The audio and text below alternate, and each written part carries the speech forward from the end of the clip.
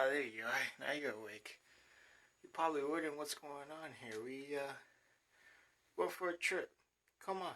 Come over. Don't worry. It'll be a quick trip.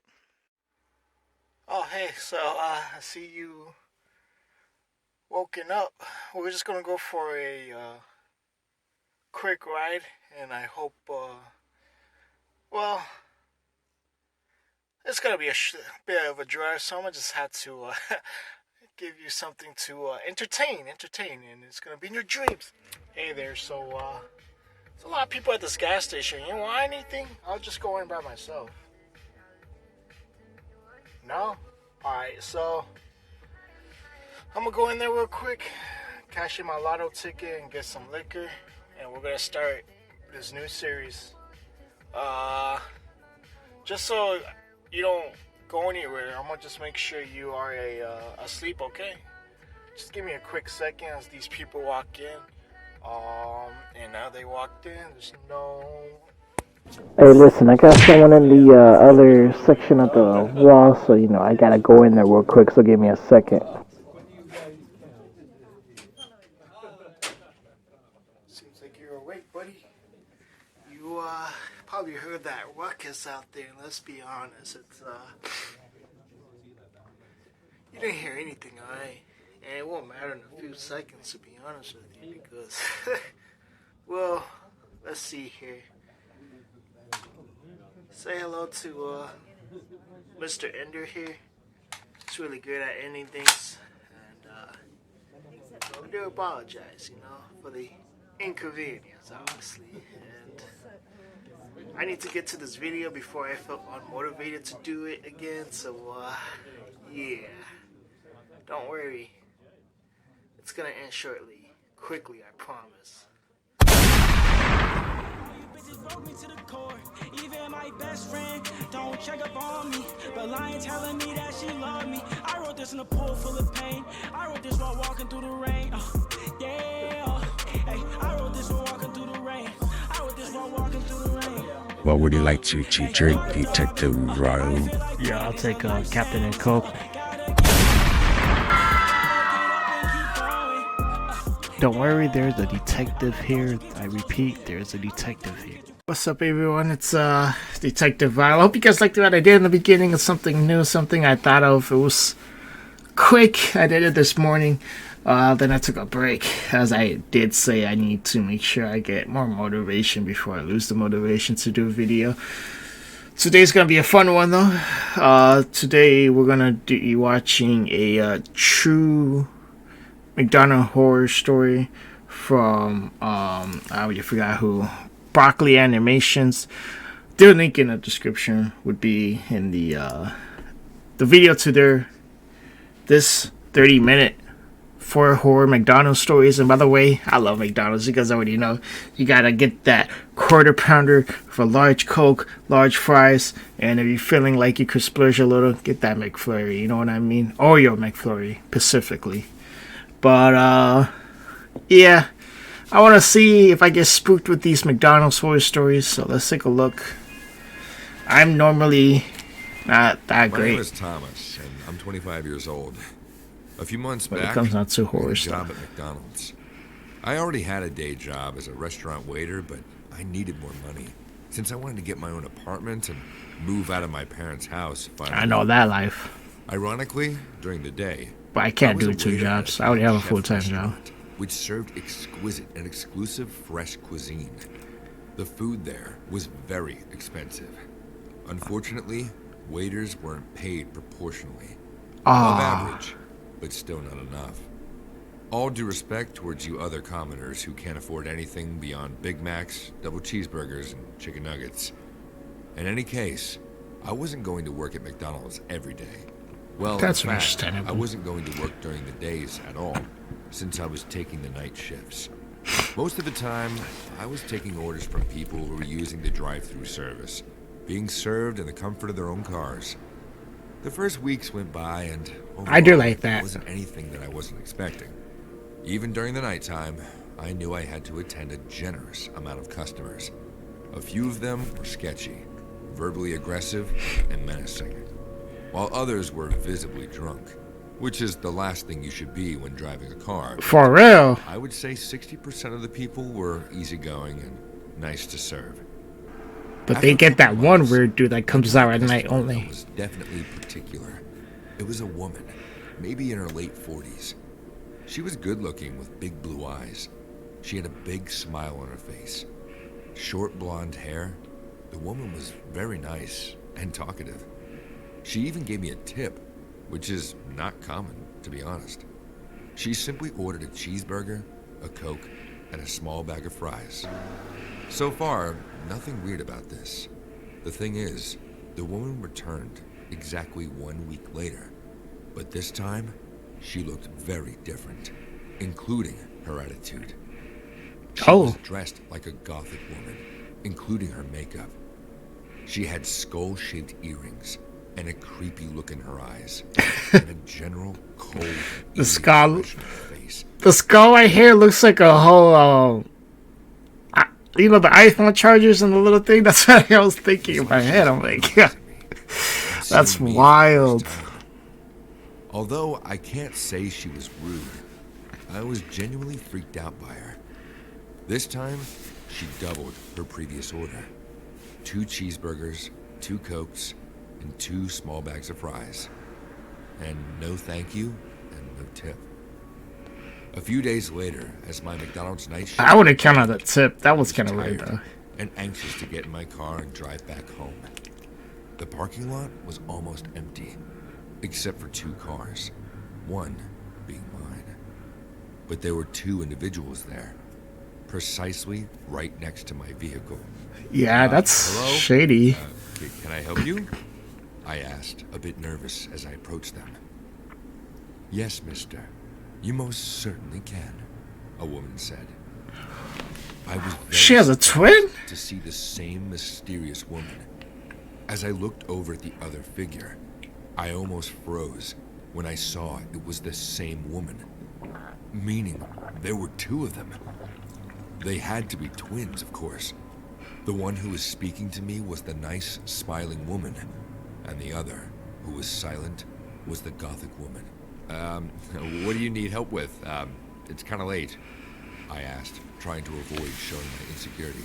Just look into my eyes, the smiling woman said, as she came closer to me.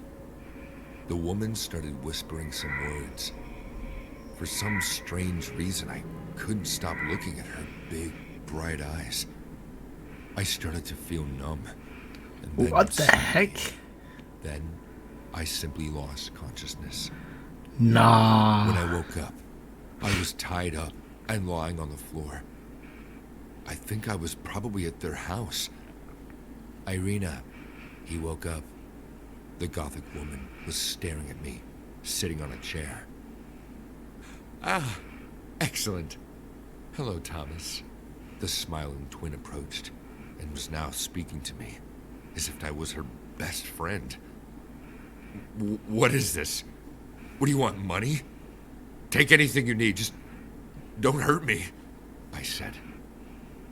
Ah, unfortunately, my good Thomas, our interests are exactly the opposite. We don't want money. We want to take your life, she answered. Hell nah. Why? I screamed. My name is Irina, and this is my twin sister, Olga. We symbolize the different bipolar planes of existence. Nah. That's when you gotta just... Yo, no, somebody. It looks like they're not even in a house. They look like they're in an apartment. And Olga stands for chaos, darkness, and death.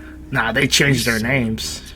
And, as you would expect, we don't get along very well. But once a year, there's a common ritual that we share, which serves both of our antagonist causes and different paths. The smiling woman said, being enigmatic and... To what? Kill low-paid workers? Is that their hobby? I think you both need fucking therapy. Just let me go, please. I won't say anything, I shouted. You will be set free soon enough. How does the order and chaos meet? By taking a life. Because life itself needs death in order to progress in time and space. So we are going to kill you, Thomas. And then we will mix your flesh with the hamburger meat. You understand the sacred meaning of this, right? The cycle of life and death. Your flesh will be feeding hundreds of homeless human beings, hence contributing to the existence of their lives. While at the same time, you will free the world of your own life.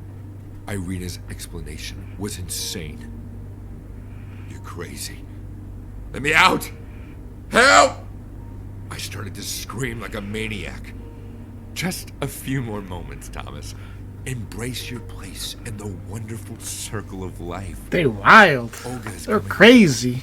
Irina said. I could feel Heck nah. beating inside my chest. I couldn't listen to my own breathing. I wasn't even shouting anymore. I saw Olga, the Gothic sister, come closer with knife in hand. But then, the unexpected happened. Olga stabbed Irina in the...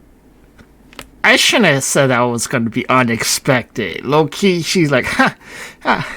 You're the one that's all happy. I'm the evil one. I'm gonna take over. You know, that was Irina's big expected. eyes were surprised as mind as she looked towards her sister. Olga spoke.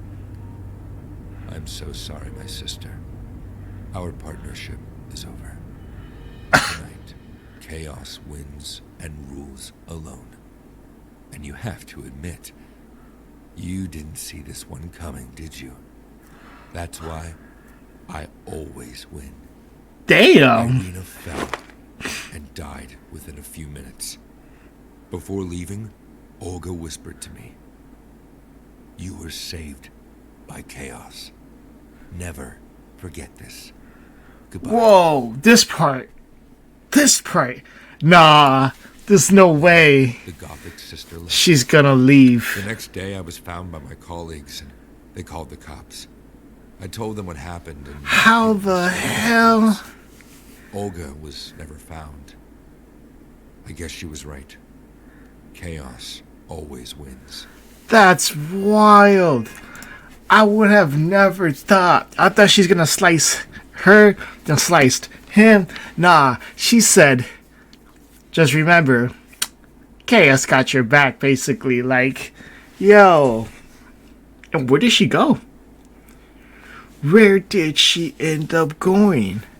Did she sacrifice her own life in the chaos realm? Man, that's wild.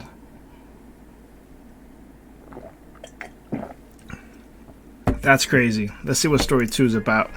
That was about 8 minutes. The hunger to make some extra income drove me towards a part-time job at McDonald's a few blocks from my house. It didn't cost me extra money to close from work as an editor in a publishing company and arrive for my night shift at the fast food place. So as long as I was willing to work without... I don't know how people could do that. They work 9 to 5 and they go to work probably giving themselves an hour open 6 to like midnight. That's wild. Like, honestly, I guess they're both part-time, so that equals a full-time. So not Without any complaints, they were willing to hire me. I convinced the manager to assign me to the night shift permanently, and it posed no... But still, that's 2 different things. One is you editing computer, looking at a screen all day. The other one, depending what you do, let's see what this person does. problem whatsoever. My routine was always the same.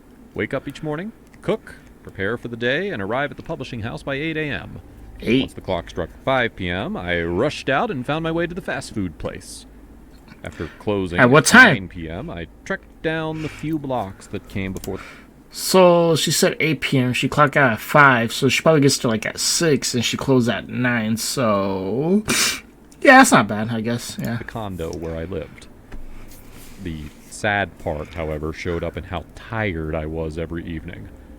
Of course, it wasn't easy for a person to spend more than 12 hours outside their home each day. If things went well, I hoped to make enough money to cover my debt within 2 years and then take a rest. But that drive didn't compensate for the stress that overwhelmed me every once in a while. Yeah, no, I trust that. I love the urge to cook or eat. She was a Perhaps cooker. This could explain the indifference I felt one night after closing. I was on my way home, 2 blocks from my condo, when I heard footsteps behind me. They were silent and subtle. I'm Almost actually like the quite person silent. wanted me to notice them. I'm somewhat of a silent walker. I would say I may have spooking a few people by accident, but I can't help myself. It's not like I'm purposely, it's just the way I walk. But also didn't want me to. I didn't look back for a while. It's kind of But weird. when the perfect blend of the silent steps and darkness indulged fear in me, I turned. Almost as soon as I did, my eyes caught sight of a shadow. Heck nah. He ran down the neighborhood, and my impulse caused me to run after him. What? When I got nearer to the end of the block without catching up, I turned back and chose to return home. But I found myself turning back to look and make sure that no one was following me. She must have just jog her way back. Fear that little encounter planted in me. When I got home, I double-checked my locks and shut all the windows, even the windows in my room. Did you close the curtains? Huddled with fear in my bed that night, hoping against all hope that what I encountered earlier was nothing more than an expensive joke my mind played on me. Expensive joke. You chase someone down. They probably took a left, but they're so fast you couldn't catch up, which I'm not judging. But then you're gonna say your mind is playing tricks if you saw a full figure. Nah, hold up. Time out. We'll be right back. Quick ad here. Psych! You guys are probably wondering, right? Like, what you drinking, Detective Vi? What you been on? I've been drinking Captain and Coke, I'm gonna be honest. That's what's in my PlayStation glass cup. Make sure you drink responsibility. Don't drink and drive. Don't drink with an empty stomach. Those are the 2 things you just gotta focus on. And, I never had any horror stories personally. I thought I saw Black Shadows one time in my lifetime. Pardon me, excuse me. Worst part about it is it just ran away randomly. I thought, I think it was because I was looking into this spooky stuff so much to the point where I'm like, my mind is playing tricks on me. Now that I know my mind is playing tricks on me, but this is a whole nother story. I slept. Let's get back to it. Well, sleep must have erased the you memory guys already of know the I previous fast forward night's your scare, time because zone. when I woke up the next morning, I'd forgotten all about the chase and the How do mysterious you stalker. forget about that? When something scary happens to me, like, let me think.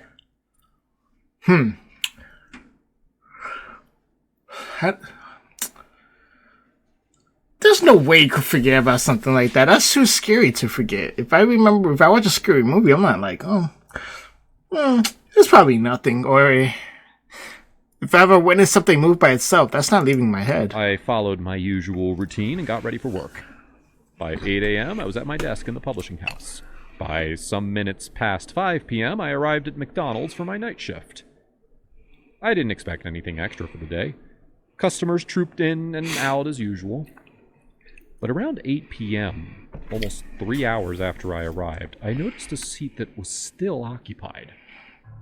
I called the attention of one of the workers, and he agreed that the man who occupied the seat had been there even long before he arrived. It piqued my interest. Not because he looked homeless and shabby, but because every time I turned to look at the man, he looked away, like he had been studying me the whole time. I decided to do something about the whole weird situation and report to my manager. But because we were near closing hours, he resorted to leaving him. My lazy-ass manager concluded that he would leave after the shop closed and that he wouldn't hurt anyone. To be honest, on the What a whole, crazy I didn't manager. want to be bothered with whatever he was doing that evening, so I let it slide. True to what my manager said, once the closing hour arrived, the man left without being cajoled. Although he didn't order one thing. You can't I also left. time out. I know McDonald's pretty real, I eat there quite often, as you could see. Nah. Comment what you guys get from McDonald's, so I'm curious. But what I'm trying to figure out is you can't what's that word called? can't just... Man. I'm gonna use a different word where, damn it.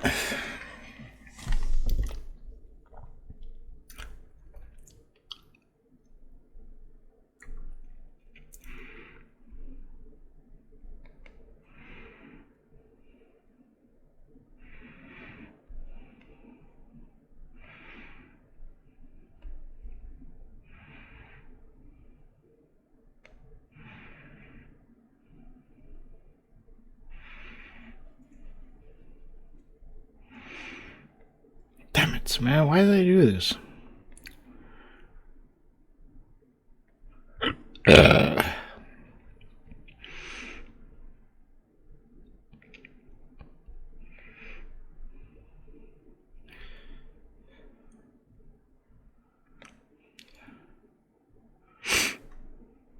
Okay, so basically, what I discover is idling, right? I that was another word for it.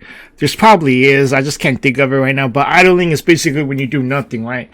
You can't do that in restaurants. You have to purchase something to make it look like you're doing.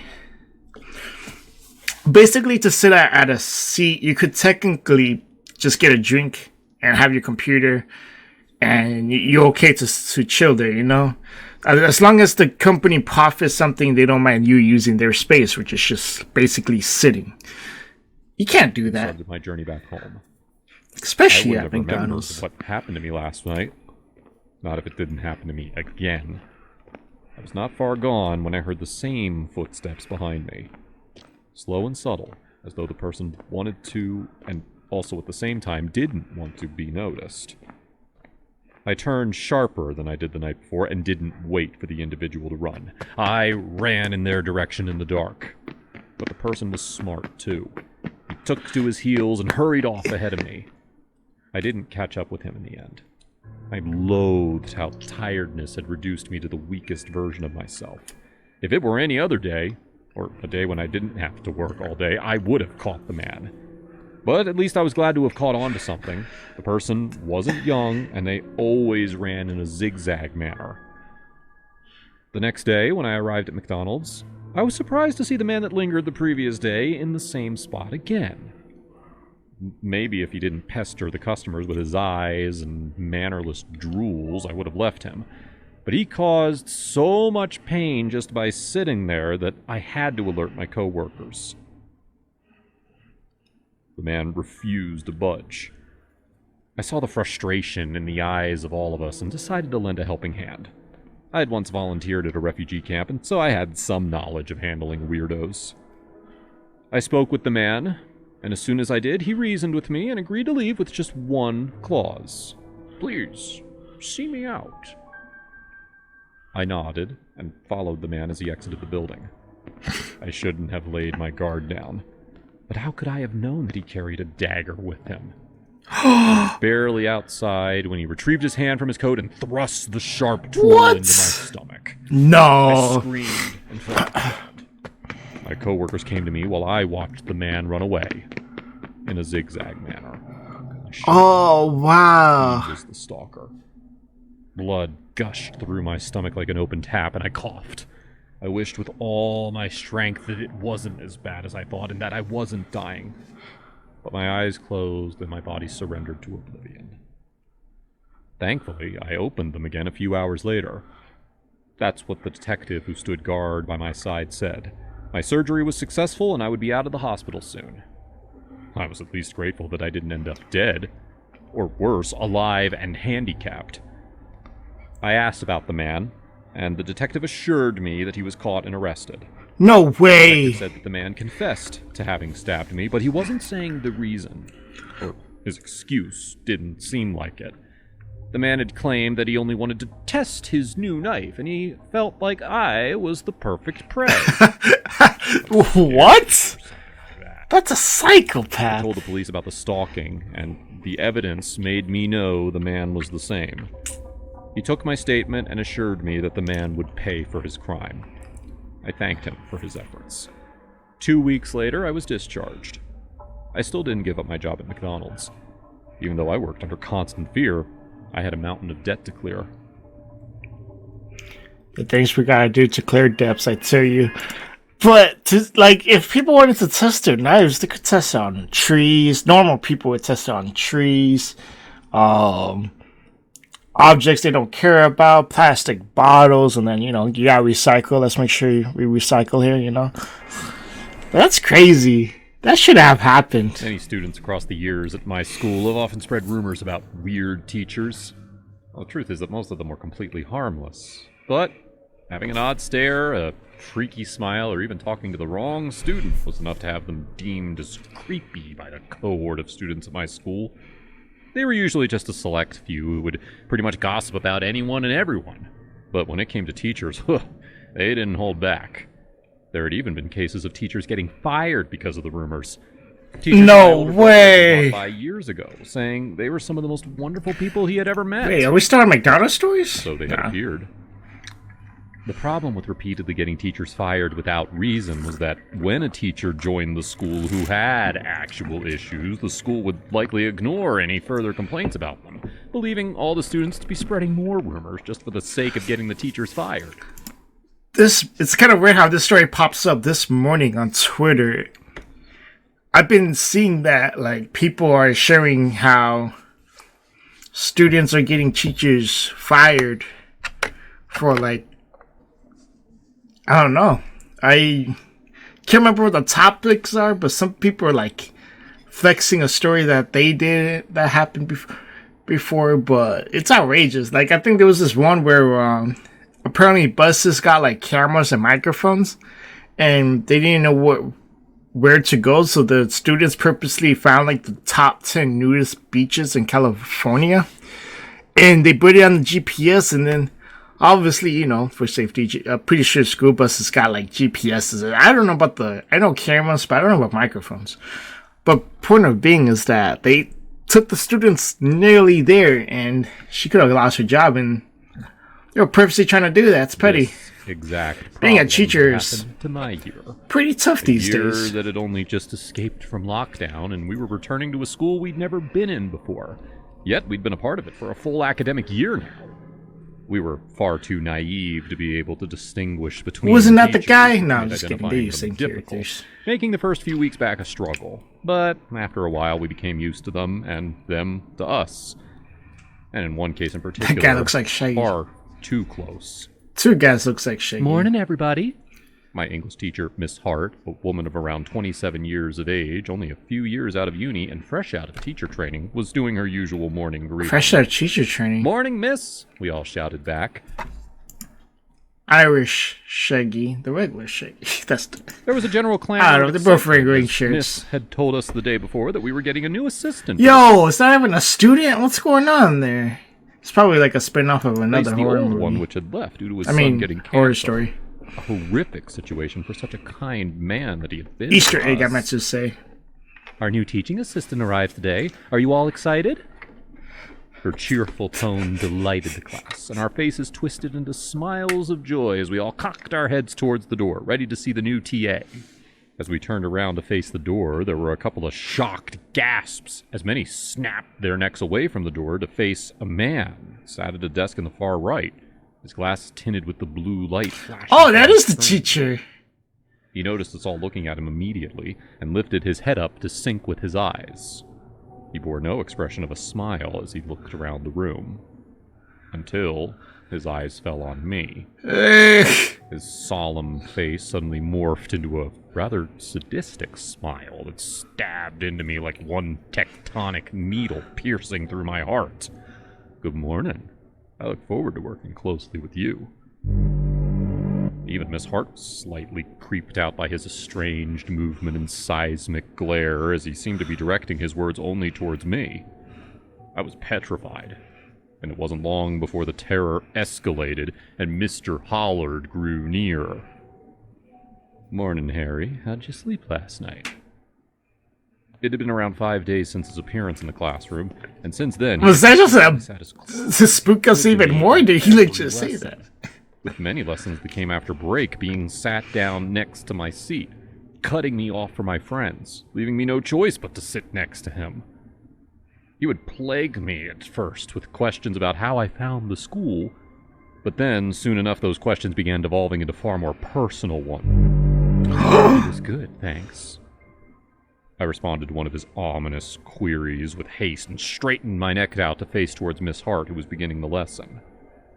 Around 10 minutes in, the moment we were given tasks to do the remainder for the first half of the lesson.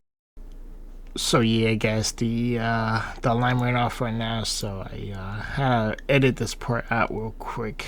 But we'll get there in no time. In the meantime, if you go to www. Just go down the link and you can find out all the shops I got. Yeah, cool. Let's get to it. It should be coming up about now after the gun.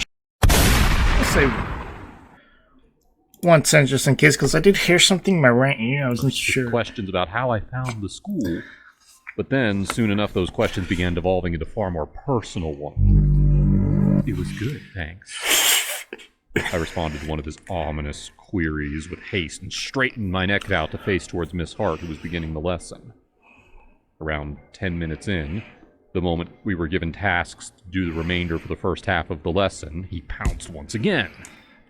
He pounced? You mean pat in the back, or is that pounce? Weekend. What? So what? You could hang out with him? It began to sound almost intimidating as he peered down at my page, edging closer. He couldn't be like, examined my work. I'm busy all weekend with my dad and brother. We're going clay pigeon shooting. That ought to scare him off, I thought. Oh, how fun. Bring me back some shrapnel, will ya? He chuckled to himself for a moment, and then engaged his glare once more at my quivering eye. I'd have been like, I don't know, what you doing this weekend? I'm not gonna answer what I say I'm gonna do the weekend to scare him. I subtly nodded and tried to hold my focus to my work, doing my best to avoid eye contact with this creature of a man staring into my soul. You want to know what I'm up to this weekend? Oh, he would just ask himself? Stared at me, his mouth slightly ajar, waiting for my response with a foul grin. No, sir. I tried to reply plainly so he wouldn't delve into too much detail. I probably shouldn't have spoken at all. I'm going hunting. Yep. Me, my shotgun, and whatever damn creature finds itself in my way. I shivered at his disgusting habit. He wouldn't shut up about how much he enjoyed hunting, hiding from prey before pouncing, and most of all, he wouldn't stop discussing his 12-gauge shotgun. Hey, see the shotgun? It's a real beauty. I have it in my car. Following my instinct, I sprang up from my seat and beckoned Nis to let me leave for the toilet. I needed to get away from that freak. I had had enough of it. I swiftly made my way to the bathroom opposite. I don't know what year this happened. I would have grabbed my phone, press record, and be like, so, what was it again that you were talking about? Sit and found a cubicle for me to sit down and tried to take a few deep breaths before going back out and having to listen to that vile beast heckle into my ear about his guns, his hunting, his delirious lifestyle. My blood froze as I heard the door open with a loud slam coming from the door smashing into the wall. Harry, I know you're in here. Come with me. I want to show you how awesome my cool gun is. My nerves seconds, and I reactively hoisted my legs up off the floor so he couldn't spot them from beneath the stall doors. Harry, I'm getting impatient. Come out quickly before Miz realizes we aren't going to the toilet. I was utterly stricken with terror at this point, and I certainly wasn't going to leave anytime soon unless he left me be. I heard footsteps slowly approach the cubicle door. That creature had come for me. And now, a thin plastic door was all that held him back from me. His heavy breathing indicated that he was ready to break his way in if he needed to. Harry, I said come out! Please, can Mr. Hollard come to the head's office now? The speakers boomed down the corridors and through the closed bathroom door. Had I been saved? I'll be right back, Harry. Don't you dare leave now! He laughed maniacally as he exited the room.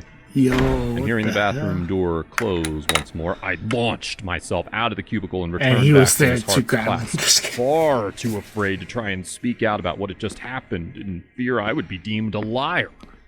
All because of the rumors spread around by the years before us.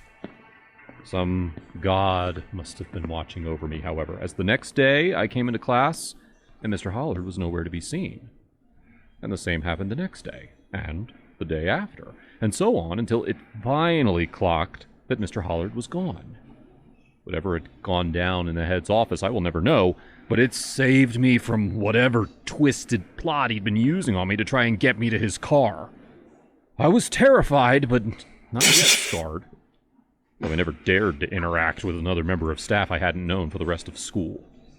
Even now, age 30, and I still can't even fathom talking to someone new, even at work. I would Damn. be too cautious. I wouldn't let anyone else come so uncomfortably close to me again. I wouldn't risk it. I'm too afraid. That messed him up for the longest. I can't even imagine having something like that to go down. But hold on, this is for a horror McDonald's story. There was nothing McDonald's related on story number 3. Was this a clickbait? Was this a clickbait, broccoli? Animations? Okay, I know you guys saw what I did.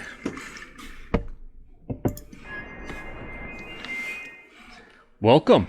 This will be where you two are going to stay for the next couple of days. We have amazing activities planned for you. Hope you're excited. Please, go take a look at your rooms and see what you think. You're over at Cabin 4. See you soon. Marquez, our host, returned to the staff shack, and my wife Marquez or Elizabeth and I Marquez? were left to explore our accommodation.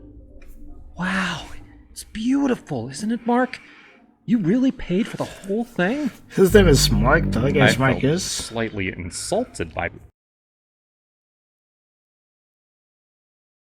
Elizabeth's remark, but considering just how poor we were, it wasn't a surprise she had expected a worse-off honeymoon. Luckily for the two of us.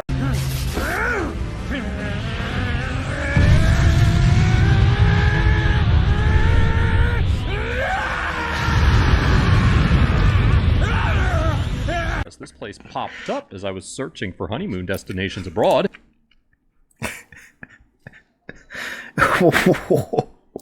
I can't believe she said that. Yo, you mentioned the same shoes with homie, alright? You, the things you do for others. And the prices were dirt cheap. It was strange that they Oh, were he got a that cheap, coupon? considering how luxurious the place appeared to be. The accommodation was located on one of the islands under the Solomon Islands. That they were area. gonna hold The hands. sea reflected the pure blue in the sky, and the water was clear enough to see the bottom, only whilst on the shoreline. We were staying on some kind of pier further out into the sea. On the pier, there was a ring of cabins all around one large opening into the sea in the middle, and each of our cabins had a stairway leading down into the depths. Now, personally, I was marginally afraid of the sea. If you can't see the bottom, then how are you supposed to know what's down there? I pushed aside my fears for Beth. She grew up on a British coastal town, so the sea was like a second home to her. Hence the reason why she loved the place so much. Can't believe. Haha, don't worry, honey. I got us a special deal on the place, so money doesn't matter. Let's go look inside, shall we? You shouldn't have said that. Now she's gonna go and get a look at the expensive clothing. They probably got like their version of a Gucci or whatever they just landed on. I forgot where. She nodded eagerly and leaned in to kiss me. She giggled after and headed inside. I followed, mesmerized by both the cabin's beauty and Beth's. Oh my, Mark! There's a back porch that has a stairway leading into the sea. That's so exciting! I'll be sure to go for a swim later tonight. I walked over towards her, admiring the crystal white bed covered in roses, with the rest of the cabin being covered in lavish furniture. Even a TV sat on the wall. Gee, that's I not had enough. no clue how they bad had any place. wires come out here, but however so, it was impressive for such a small price. Dear Lord, you can't even see the bottom, Beth. What if something's down there? I was shivering a little at the thought of something lurking beneath the wooden stairwell, waiting for a pair of legs to grace the platform, ready for whatever it was to latch on and devour them whole. Oh, don't be so silly, Mark. There aren't any sharks for another 3 miles out to sea. And sharks don't bother to come near resorts like this anyway, considering they hunt sharks around here. Her retort set me straight for a moment. Yeah, for Fine. a moment, like, But what? if you see a fin, get out immediately. And if you do go in the water, just let me know so I can come check on you. I was worried about her. We only got married 3 days ago. I certainly didn't want to lose my wife within the first week of our marriage. Maybe. We'll be together most of the time anyway, so it won't matter. Now I'm hungry. Let's go eat, she said, as we made our way outside the cabin, I'll off tell you towards the that staff goes to the cabin water. to ask about food. On our way, I looked at the circle opening to the sea in the center of the cabins. It had a slight tint of red in it, and the water was only clear for a couple of meters before cutting off into the murky depths below. I was incredibly nerved by it, but hunger was our focus, so I snapped back into reality. Hey, Marquez, we just came to ask about the food situation. Do we have to wait until dinner, or is there something we can eat now? Why is Hubby looking at them like that? Her eyes were lit up with hopefulness. Sorry, Mrs. Rochester. Breakfast, lunch, and dinner are the only times food's served. But luckily for you, dinner here is at 5 every day, so give us 10 minutes or so and it'll be delivered straight to your shack. Beth leaped into the air out of joy, and we thanked Marquez, then returned to our cabin awaiting the food. What do you think it'll be, Mark? Beth asked me excitedly. Well, as long as it's food, I don't care too much, but I have a feeling it'll be seafood. She chuckled momentarily as we sat down on the little table and chairs inside our cabin and awaited our food nervously. We spoke for 10 minutes before finally hearing a knock on our cabin door. We opened it, and a staff member stood there bearing 2 plates with a bowl on each. He handed them to us and said, "Shark fin soup! Enjoy!" He left immediately, and we sat down to eat. I've never had shark fin soup before, Beth stated as she picked up her spoon and began downing that's the liquid. weird. Neither have I. I don't like the sound of it, I said as I also began digging in. It wasn't terrible, but hearing how hunting sharks attracted more sharks inland towards the coasts, it terrified me. We didn't take long to eat. It was a thick substance, which made it easier to consume. And soon enough we had left our empty bowls outside, ready to be collected, and both feeling tired. We hit the bed for a nap. Come on now. I woke up hearing the sound of a scream from outside the cabin. I sat up looking around me wildly for Beth. Her side of the bed had its covers flung off, and there was no sign of her anywhere around the cabin. The scream continued, and so I leapt out of bed, sprinting out the back of the cabin onto the porch to find where the screaming was coming from. It was pitch black outside, with the remaining bits of sunlight being sucked behind the horizon. There were few lights dotted around the area, but there was enough light to see a velvet red liquid pool around the stairwell leading into the sea. No. Beth! Blood and water! Nighttime! Sharks!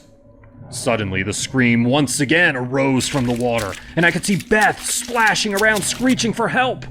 I grabbed her arm and tried hoisting her up at first, but whatever great beast was pulling her from below restricted me from hauling her out. All of a sudden, the door behind me burst open, and in rushed Marquez, followed by several staff members who had heard the screams and had come to help.